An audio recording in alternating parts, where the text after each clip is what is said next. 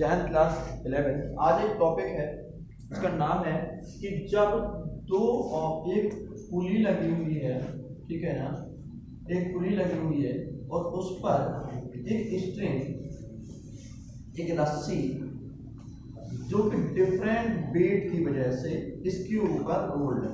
ये मेरे पास एक स्ट्रिंग बना दी मैंने, एक मैंने पुली बना दी और यहाँ पर दो मास में रख रहा हूँ। ये क्वेश्चन नंबर 17 भी आपका एनसीईआरटी का 5.17 एनसीईआरटी 5.16 सॉरी, ठीक है ना। चलो, दो मास क्वेश्चन में लिखा हुआ है कि दो मास एक पुली से अटैच्ड हैं। अब देखना भाई, इस मास की वैल्यू मैं कैपिटल M लिख रहा हूं, देखिए क्वेश्चन में 12 kg गिवन है। इस मास की वैल्यू मैं स्मॉल m लिख रहा हूं, क्वेश्चन में 8 kg गिवन है, ठीक है। अब देखना भाई, एक तो जो आपकी स्ट्रिंग है जो कि मासलेस है और खींच नहीं सकती, इन स्ट्रेचेबल है। दूसरा गिवन है इसमें आपको कि यदि ये मास 8 kg का है और ये 12 kg का है तो बॉडी इसकी तरफ आएगा, यहाँ पर कोई फ्रिक्शन नहीं है, इस पुली में कोई फ्रिक्शन नहीं है, यानी कि ऑब्जेक्ट कहाँ जाएगा सर, नीचे की तरफ एक्सेलरेट होगा, ठीक है, नीचे की तरफ एक्सेलरेट होगा और इसका मास mg डाउनवर्ड काम कर रहा है और इसका मास भी mg डाउनवर्ड काम कर रहा है। बिकॉज जब जो आपकी स्ट्रिंग है वो अनस्ट्रेचेबल है, इसका मतलब ये है कि जितना एक्सेलरेशन यहाँ काम कर रहा है उतना ही एक्सेलरेशन इस मास को ऊपर की तरफ उसी एक्सेलरेशन से एक्सेलरेट हो रहा है। दो चीज सब में आ गई। तीसरी बात बेटा एक चीज और भी है, रस्सी जे है, स्ट्रिंग जे है, तो बेटा मास mg डाउनवर्ड काम कर रहा है तो एक टेंशन ऊपर की तरफ काम करेगा मास के अपोजिट में, ठीक है। और एक टेंशन जो कि रस्सी यहाँ पर है और mg डाउनवर्ड काम कर रहा है, यहाँ पर कैपिटल mg लिख रहा हूँ, स्मॉल mg है, तो इसमें एक टेंशन इसमें भी अपवर्ड की तरफ काम करेगा। अब क्वेश्चन आता है कि भाई एक तो हमें एक्सेलरेशन बताना है किसके टर्म में, जबकि हमें कुछ गिवन नहीं है, केवल मास गिवन है, m1 और m2 गिवन है, केवल m1 और m2 गिवन है, उसके अलावा कुछ गिवन नहीं होता। तो उस स्थिति में हमें एक्सेलरेशन कितना निकलेगा। और दूसरी बात, इस रस्सी पर, क्योंकि रस्सी अनस्ट्रेचेबल है और ब्रेक नहीं हो रही है, टूट नहीं रही है, तो हमें दूसरा कंडीशन इस क्वेश्चन में आता है कि भाई टेंशन कितना है रस्सी पर खिंचाव कितना है। दो चीजें हमें निकालनी होती है, ठीक है। चलो भाई, यदि मैं बड़े ब्लॉक की बात करूं जो कि अपना 12 kg का है, यदि मैं उसकी बात करूं तो आपको पता है कि सर वो डाउनवर्ड नीचे की तरफ जा रहा है क्योंकि उसका वेट अधिक है, उस पर लगने वाला फोर्स ड्यू टू ग्रेविटी ज्यादा होता होगा। और हमें एक चीज और पता है न्यूटन के लॉ से, न्यूटन लॉ कहता है F net equal to mp, because work इस तरफ हो रहा है, यानी कि इसको नीचे आने के लिए ये काम m, कैपिटल M इसको डोमिनेट कर रहा है। इसका मतलब ये है कि capital M into G equal to किसके इक्वल है सर, इसे रोक कौन रहा है, इसे रोक रहा है क्योंकि देखो अपोजिट डायरेक्शन में लगा हुआ है, तो mg इसे रोक रहा है। और भी कौन रोक रहा है सर, एक टेंशन का फोर्स भी देखो इसके अपोजिट काम कर रहा है, ठीक है ना। तो एक टेंसर काम कर रहा है और दूसरा mg, दोनों एक दूसरे के अपोजिट काम कर रहे हैं। दोबारा चीज को देखना बेटा, दोबारा देखना इस चीज को, मैं दोबारा समझा देता हूं आपको इस चीज को कि भाई इस पर अकेला मैं इस सिस्टम की बात कर रहा हूं, किस वाले सिस्टम पर, अभी उसकी बात नहीं कर रहा हूं, इसके सिस्टम की बात कर रहा हूं। तो इस पर आपके कितने फोर्स काम कर रहे हैं। न्यूटन का सेकंड लॉ कहता है, मैं लिख देता हूं F net, यदि कंफ्यूजन हो तो F net इक्वल टू कितना होगा भाई, F net इक्वल टू, एक तो ग्रेविटी से खींच रही है, mg डाउनवर्ड से ग्रेविटी खींच रही है, और माइनस टेंशन इसको अपोजिट डायरेक्शन में टेंशन खींच रहा है, टेंशन अपोजिट डायरेक्शन में खींच रहा है। मैंने इसीलिए आपको सिंपल को शुरुआत से लेके आया हूं, इसमें आगे नहीं बढ़ाया मैंने। देखो बेटा mg डाउनवर्ड खींच रही है और यहाँ पर यदि फ्री बॉडी डायग्राम भी समझ में आ रहा है आपके, तो टेंशन अपोजिट है और mg डाउनवर्ड है, फिर भी बॉडी कहाँ जा रही है सर, नीचे की तरफ एक्सेलरेट हो रही है। और न्यूटन का सेकंड लॉ कहता है कि एक्सेलरेशन किसके इक्वल होता है सर, एम ए के इक्वल होता है। तो एफ नेट को यदि मैं इसको कन्वर्ट कर दूं न्यूटन के लॉ पर, तो M A equal to M G minus T. दोनों ध्यान रखना, मैं केवल इस ब्लॉक की इस वाले की बात कर रहा हूं और इसकी मैंने पूरा सिस्टम बना दिया और इस पर जो एफ नेट को कन्वर्ट कर दिया न्यूटन के सेकंड लॉ से और इक्वेशन नंबर 1। इतना बात समझ में आ गया, ठीक है ना। अब देखो बेटा, यदि सेम काम, यदि मैं सेम काम उस वाली कंडीशन पे करूं, किस वाली कंडीशन पे करूं सर, इस वाली कंडीशन पे करूं दी सेम काम, तो मैं सेम देखना बेटा कैसे कर रहा हूं। यहां पर भी मैं एम नेट लिख रहा हूं। देखो अब यहां देखो डोमिनेट कौन कर रहा है, टेंशन डोमिनेट कर रहा है कि वेट डोमिनेट कर रहा है। बॉडी जिधर जाती है वो डोमिनेट करता है, वो पावरफुल होता है। तो जो 8 केजी की वेट ऊपर की तरफ जा रही है, इसका मतलब कौन काम कर रहा है सर, टेंशन डोमिनेट कर रहा है। कौन डोमिनेट कर रहा है बेटा, टेंशन डोमिनेट कर रहा है, यानी कि sir tension minus MG. MG क्यों किया, क्योंकि सर आपने यहाँ पर स्मॉल एम रखा था इसलिए, ठीक है ना। अब फिर यदि मैं यहीं पर अपना वही न्यूटन का सेकंड लॉ की बात करूं, तो एफ नेट इक्वल टू आपको पता है क्या होगा, एम ए होगा, ठीक है ना। लेकिन सिस्टम सर आप किसकी बात कर रहे हो, तो यहाँ पर कितना हो जाएगा, small m into a equal to tension minus m जी।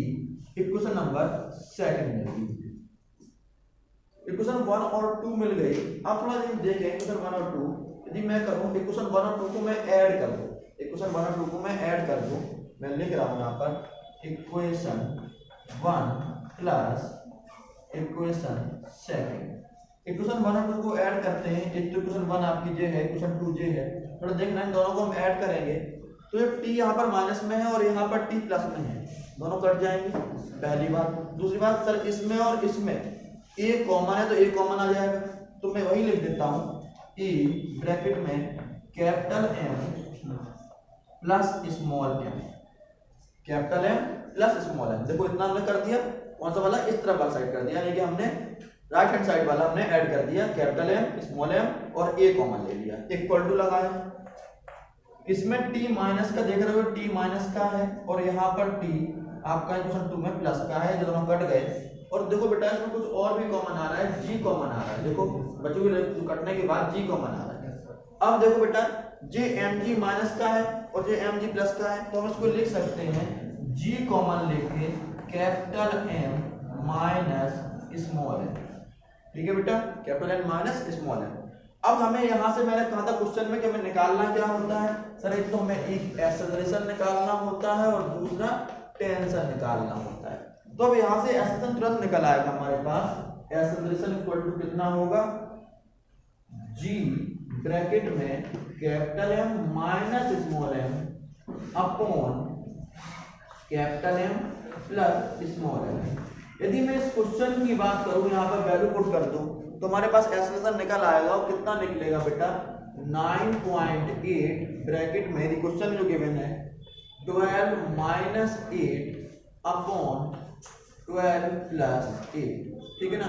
इसको आप सॉल्व करिए तो आपका जो भी आंसर है वो आपका आंसर निकल आएगा। एक तो हमारे पास एक्सेलरेशन निकल आया क्वेश्चन नंबर 16 का। अब क्वेश्चन नंबर 16 में आपको गिवन है कि भैया इसका टेंशन भी निकाल देना है कि टेंशन कितना होगा, ठीक है ना।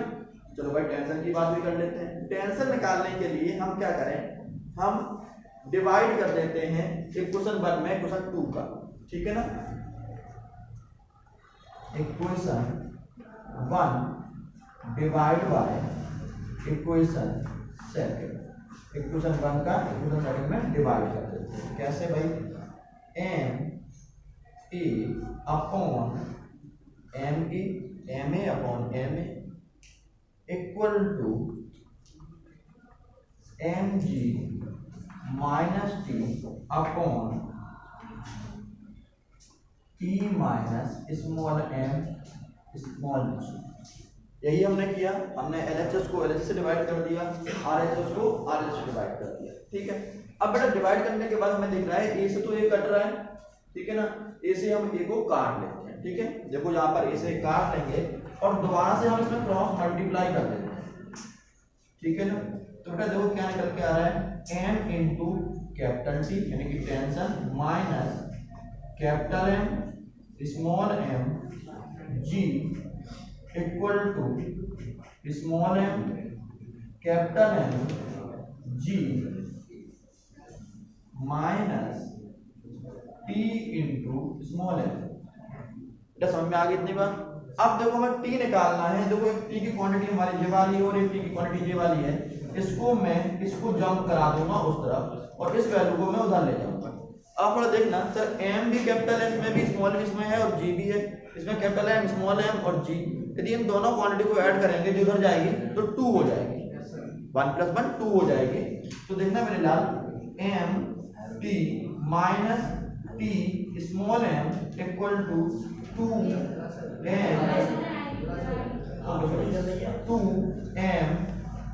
M g. ये वैल्यू उधर से आएगी तो प्लस में हो जाएगी और यहाँ पर मैं टी कॉमन ले रहा हूँ, टी कॉमन ले लिया। M minus small M equal to 2 M G. और बेटा यहाँ से आपको t इक्वल टू निकालना है। तो t इक्वल टू हो जाएगा 2 capital M small M G upon capital M plus small M. Tension भी निकलना है। यदि हम इस क्वेश्चन की बात करें तो टेंशन इक्वल टू हो जाएगा 2 इंटू कैपिटल एम है 12 kg, स्मॉल एम है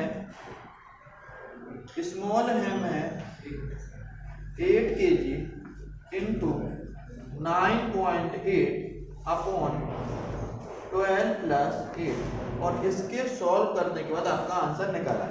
ठीक है ना। टेंशन की यूनिट न्यूटन होती है, ठीक है। और यहाँ पर जो आपने एक्सेलरेशन निकालना होगा उसकी यूनिट मीटर पर सेकंड स्क्वायर और न्यूटन। ठीक है ना। मैं इसी को रिपीट कर देता हूँ चीज को। सबसे पहले आपको दोनों सिस्टम अलग अलग रखने थे। पहला सिस्टम आपने लिया और उससे आपने न्यूटन का सेकंड लॉ लगाया, दूसरा सिस्टम लिया न्यूटन का सेकंड लॉ लगाया। यदि हम दोनों सिस्टम को ऐड कर देंगे तो हमारा एक्सेलरेशन निकल आएगा, यदि डिवाइड कर देंगे तो हमारा टेंशन निकल आएगा। ठीक है। थोड़ा सा मैथमेटिकल टर्म देख, थोड़ा सा इंपॉर्टेंट था इसलिए मैंने आपको करा दिया। ठीक है ना। फिर चलते हैं नेक्स्ट टॉपिक पर। ठीक है बेटा, आगे बात करेंगे।